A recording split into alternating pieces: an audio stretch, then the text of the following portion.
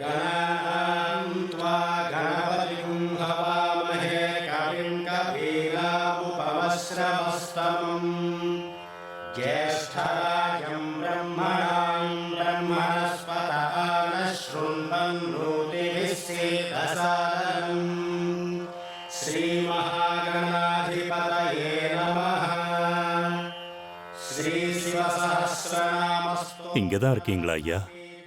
நீங்க கோயில்ல இருப்பீங்கன்னு நான் அங்க போய் தேடினேன். பிரசாதம் கொண்டு வந்திருக்கேன்.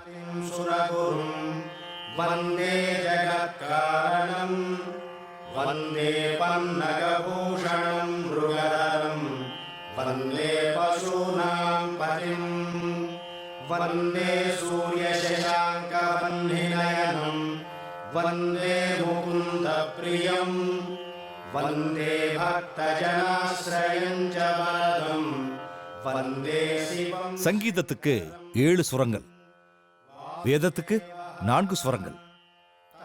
உதாத்தா, அருதாத்தா, ஸ்வரிதா, தீர்க்கா. வேத மந்திரங்களை உச்சரிக்கும் போது ஸ்வரம், துவனி, பாவம், அதுல இருக்க அர்த்தம், இந்த 4 விதமான அம்சங்களையும் நாம புரிஞ்சுக்கணும். நம்ம உடலையும் நம்ம மனசையும் சுத்தப்படுத்துற அமுதம் தான் வேதம், தெரிஞ்சுக்கணும். सर्वलोकेषु विख्यातं स्तुत्यं स्तोष्यामि नामभिः. வேதங்களை பத்தி எல்லாமே தெரிஞ்சுக்கிட்டு இருக்கீங்க. ரொம்ப படிச்சவர் நீங்க. 4 வேத மந்திரங்கள் காதுல விழுந்தாலே ஜென்ம ஜென்மத்து பாவங்கள் கழிஞ்சிரும்னு சொல்லுவாங்க.